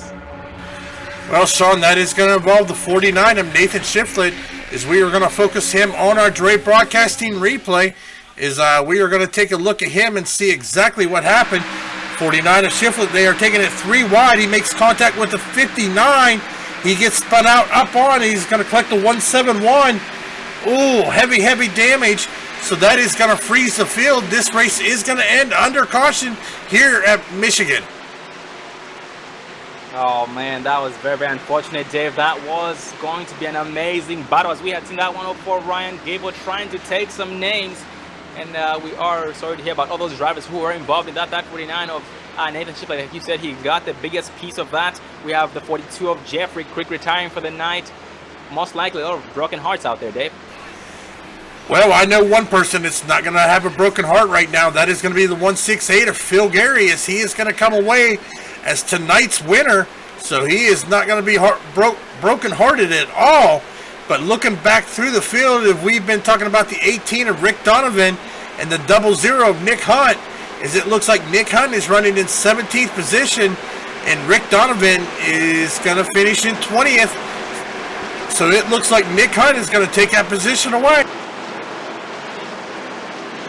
Oh, absolutely, that is very unofficial, but we are going to try our best to find that out. That was quite the battle between Nick Hunt and the 18 of Jonathan. They all put down quite the fight. That 18 of Jonathan went a lap down and went back onto the lead. Now after the 0 of Nick Hunt, for the most part, Dave, he did keep a low profile, but towards the end of it, he was able to stay ahead of his biggest opponent.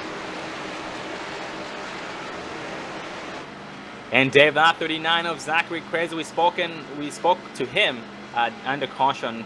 I believe the first or second caution, when he talked about how he was having a different strategy to try and lock himself into the chase, and he was able to finish in second place. So Dave, that strategy did work out as odd as it seemed. Yeah, but he did say that he needed the win to be able to get in, so I'm not sure if he's going to be able to get in points, but the 168 of Phil Gary has taken the white flag as he is now entering turn number 3. Coming to that checkered flag, he is going to get the win here tonight, followed by Zachary Kreiser in second, Ryan Gabble third, Mike Franklin fourth, Mason Kane will round out your top 5. And speaking of the 168 of Phil Gary, he did move a lot. He moved up quite a few spots. He moved up quite a lot of spots, actually. He moved from 22nd place into first place, winning tonight's race. Very impressive. Rain down that 32 of Mason Kane and the 97 of Trudeau towards the beginning. But right now he comes to start-finish line. No pressure from behind. Gonna bring it home at 70 miles an hour pace speed. That 39 Zachary Crazer second place. 104 Ryan Gable third place. 82 of Mike Franklin fourth. And that 32 of Mason Kane in fifth place. Well, Dave, let's ride with the 168 of Phil Gary on this victory lap. You do hear that puppy roar. You do hear him revving that engine. That is him celebrating, and hopefully we'll see a smoke show.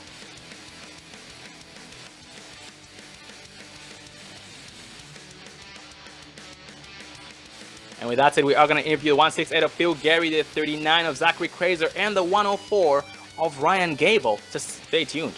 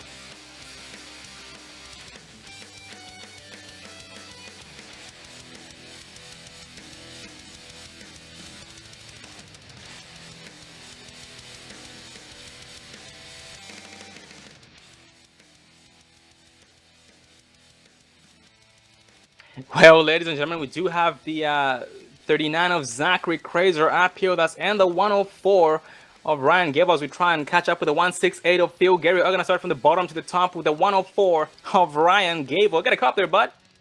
Yes, I do. How you doing tonight, buddy? Oh, I'm doing great. Well, Ryan, you did put on quite the show tonight. That bottom lane in between turns number 1 and 2 below that black line was not the place to be, but you made it work. Well, tell us about your race tonight, buddy. Oh, the race went pretty good. We were up in the top 5 for the first quarter of the race, and then when that big wreck happened, got sent to the back. I went through the pits, got an EOL, got stuck in the back for a while, and I'd say those last 3 or 4 cautions we had there really got me back up to the front. And I'd say if we had another half lap, maybe a little more than that, I would have probably been able with the fresh right side tires to get up to the lead. Oh, 10-4, but man, you did put on quite the show. You did battle these guys. You were tossing that sucker into the inside line, and you were making it stick, which was very, very impressive on your part. Because that bottom line, we talked to a lot of drivers about it. It was very, very loose and nearly impossible to drive on, but you did still make it work throughout, and ended up securing yourself with a third place spot in tonight's race. And also looking at the chase here. It looks like you might not be on the list here, but you did put on quite the amazing show throughout the entire race tonight. And Ryan, this season, what have you learned, buddy? Anything you'd carry on to the next season? Well, I learned a lot in this race. So since I'm running trucks full time, I've only ran a few of these races, running part time in these cars. So I'm just getting practicing because next season I'm planning on running full time with the Young Guns team in these cars next season. Oh, 10-4, buddy. We are very, very glad to hear that. And also want to congratulate you on your third place finish tonight here at Michigan International Speedway for race number 10 before the chase. Before I let you go, Ryan, any final words, buddy? I just got to thank you guys. You do a great job with the broadcasts, and Extreme Motorsports doing a great job with the admins with the league. I do thank you for the kind words there, Ryan. And once again, congratulations on your third place finish, and look forward to seeing you again next race. Yep, thank you. So that was the 104 of Ryan Gable, and behind him, or ahead of him, is a 39 of Zachary Crazer, who we did have a chance to speak with earlier. You got a cop there, Zach? Yes, how's it going? Well, good, Zach, and man, you did really prove us wrong there, man. You did have a very, very different strategy, which did put you at a very big disadvantage throughout the entire race, because you did have more laps on your tires, which meant less speed, less grip, and which meant you being slower throughout. Well, Zach, tell us about that experience, buddy. Did you feel that you were still going to be able to pull it off, or were you feeling discouraged when you saw those guys getting around you like that? I mean, I knew what the plan was, so I was trying to stick to it. I mean, when I fell back there outside the top 10, I mean, I was a little discouraged, but I figured a short pit, try to get back on, try to get around those guys on a little bit fresher tires. And I mean, when the caution came out there near the end, I figured my only shot was to stay out. And unfortunately, the 168 had the same idea, but hey, it was the winning move. Oh, absolutely. Yeah. You were all over his back bumper there. You were trying your best to hold off that 104 of Ryan Gable, because he was on the move, making that bottom lane work like nobody else tonight. And he was trying to hunt you down. Looking at your stats here, Zach, you do have 1 win.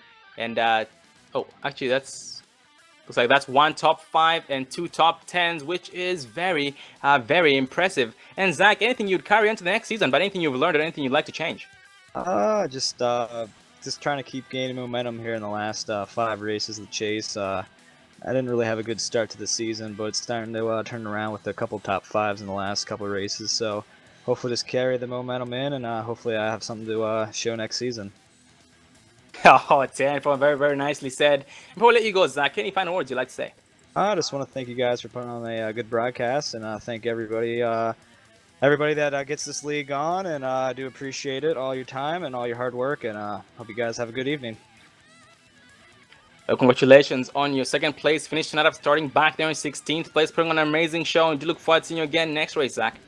10-4, thank you. Oh, that was the 39 of Zachary Crazer. And now moving on to the man of the night, the man of the hour, the 168 of Phil Gary. Get a cup there, bud. 10-4, new tower. How you doing tonight, buddy? Oh man, it was great, dude. I'm super stoked. Didn't think didn't really have a whole lot of practice. Was hoping for the best. Oh, 10-4, Phil. And Phil, you did keep a very, very low profile towards the beginning of the race, but once you got up front, there was no stopping you. You just had your helmet down to the floor. You did run down the 2 leaders. You overtook them, got around them, and executed some green flag pit stops. Well, Phil, tell us about your green flag pit stops, buddy. How did they work out? All my pit stops went pretty well. There was one slid through the pit just a little, had to back up a little early. But as I was running in third there, and then I got into second, I noticed the leader, I can't remember who it was at the moment, but he run into the wall up ahead of me, and I slowly started gaining him and got by, and then, and like second place said, man, that was a gambling move right there at the end. I did it once other, it was third. That's what got me to the front, because after I pitted on green flag, I lost a lot of positions. Oh, copy that, Phil. Yeah, we are sorry to hear about what you went through tonight, but man, you still did redeem yourself. You corrected all those mistakes by keeping the loud pedal down to the floor and keeping your wheels on the floor, because you did have a lot of wrecks there that you were still able to keep your nose clean and staying out of trouble throughout. And how did the car feel tonight? But how was the handling of it? Was it manageable? It started out really loose to me, especially coming out of 4. As the track went on, I think it took on a little bit of rubber, and to me it felt like it tightened up, and it actually settled in really good. I actually run better with a couple laps on my tires than I did when they were cold. Cold or new. Oh, 10-4, buddy. Well, I am glad that you were able to adapt to them and you were able to counter by being able to stay competitive and stay in that draft and take those names, take those positions away, and end up bringing home the win after starting back there in 22nd place, gaining 21 spots overall. Well, Phil, before you go any final words you'd like to say? I'd like to thank the team Outcast, great bunch of guys for all the time we spent practicing and running laps together, and just being a bunch of good guys, man. I'd like to thank everything Extreme Motorsports does here. The broadcast is awesome, and you do an awesome job with your broadcasting as well. Well, Phil, we do thank you for the kind words, and once again, congratulations on your win tonight of starting in 22nd place, gaining 21 spots overall. Keep doing exactly what you're doing, brother, and you will be an amazing driver. You are an amazing driver to begin with, and your performance tonight was amazing overall. Well, good luck to you, buddy, in the future, and we do look forward to seeing you again next race. Thank you, sir. I appreciate it, and I appreciate the good race. Well, that was tonight's race winner, the 168 of Phil Gary. And that does round up the top interviews among the top 3 interviews. 168 of Phil Gary, Zachary Kraser, and the 104 of Ryan Gable. Well, Dave, it was an amazing race before the chase, being the last points race, race number 10 in points, which was the final one before the chase begins next week at Talladega for the Sparks Energy 300. So it's going to be an amazing battle among all these drivers, Dave. And also going over that list once again, we do have Alan J. Elwood, Nate Tretteau, Christopher Parkman, James Thorndike, John Hillston, Mike Rominger, Tyler Sifford, Mason Kane, Rusty Farrow, Vern Bradley, Richie Evans, and Rick Donathan, and also Nick Hunt, who was able to finish ahead of Rick Donathan. So it's going to be interesting to find out exactly what happens here in this point system, seeing who was not at points or whether or not they were all able to find themselves, secure themselves some spots in the chase. Well, David, was an amazing race. It was battlefield. We did see a lot of battles side by side. We saw some green flag pit stops and quite a few wrecks, and we did end up seeing the big one, which we haven't seen in a long time. Yeah, most definitely. It was definitely a great race, a great way to end the regular season. Now we just have looking forward to the chase. So it's going to be fun. It's going to be fun to see who's going to be crowned the champion of this season.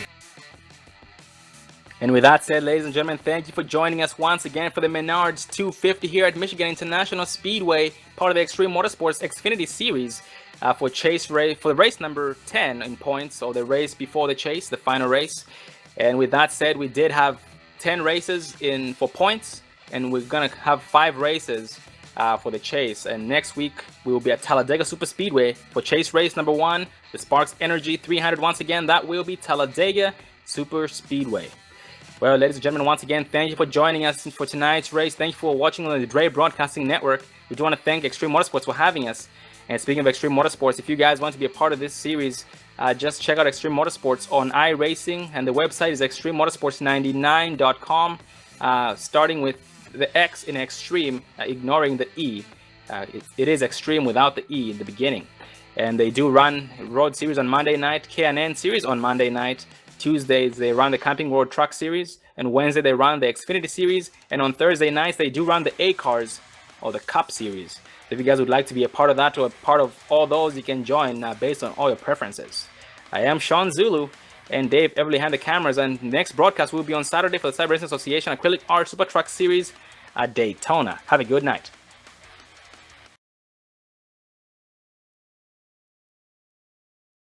Tiempo.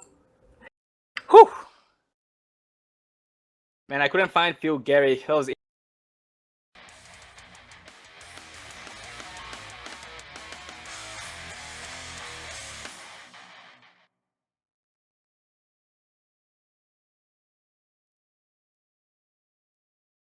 Drivers, start your reading. Motor Sim Racing Magazine is the first and only magazine dedicated to sim racing. Every month we'll be covering the hot topics around the world of sim racing. So if you're looking to be in the know, go to www.motorsimsracing.com. You will find articles from your favorite drivers, leagues, and other prominent people in the sim racing community.